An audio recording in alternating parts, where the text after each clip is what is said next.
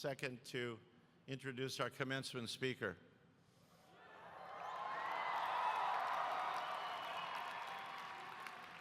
It truly is a privilege to have Elon Musk join us today.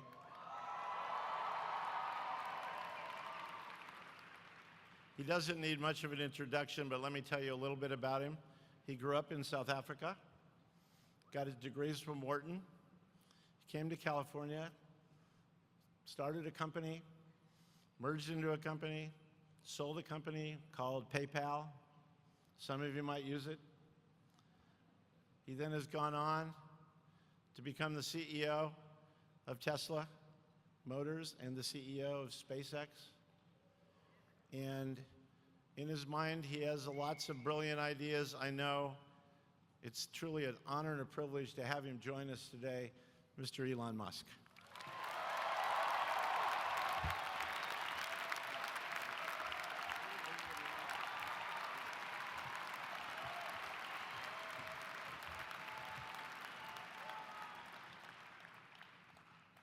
All right, thank you. So I've got about apparently 5 or 6 minutes to say the most useful things I can think of. I'm going to do my best.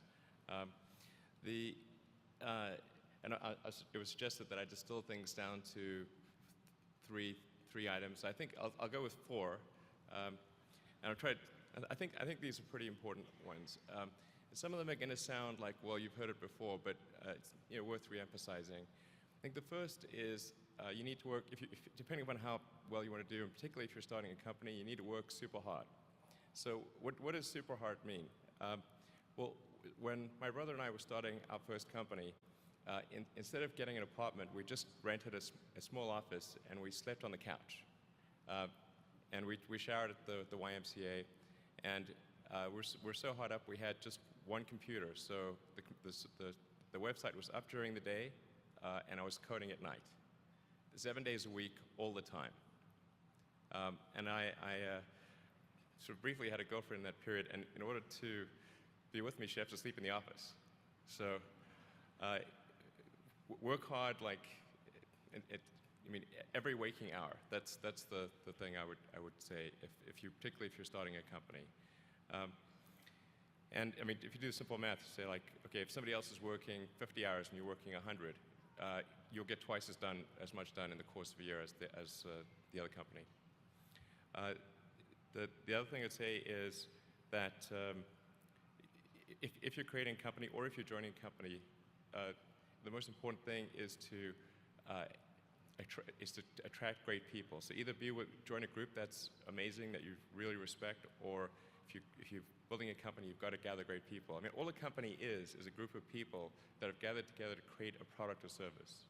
And so depending upon how talented and hardworking that group is, and the degree to which they are focused cohesively in a good direction, that will determine the success of the company. So do everything you can to gather great people if you're creating a company. Then I'd say focus on signal over noise. A lot of companies get confused. They spend money on things that don't actually make the product better. So, for example, at Tesla, we've never spent any money on advertising. We put all of the money into R&D and manufacturing and design to try to make the car as good as possible. I think that's the way to go. So, for any given company, just can keep thinking about, are these efforts that people are expending, are they resulting in a better product or service? And if they're not, stop those efforts. And then the final thing is to sort of, don't just follow the trend. So you may have heard me say that it's good to think in terms of the physics approach of first principles, which is, rather than reasoning by analogy, you boil things down to the most fundamental truths you can imagine, and you reason up from there. And this is a good way to figure out if something really makes sense, or if it's just what everybody else is doing. It's hard to think that way. You can't think that way about everything. It takes a lot of effort. But if you're trying to do something new, it's the best way to think.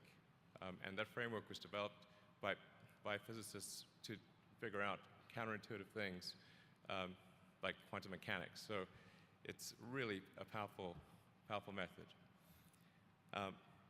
Anyway, so that's, and then I think the final thing I would encourage you to do is, now is the time to take risk. You don't have, yeah, you don't have kids. Your obligation. Well, sorry, probably don't have kids.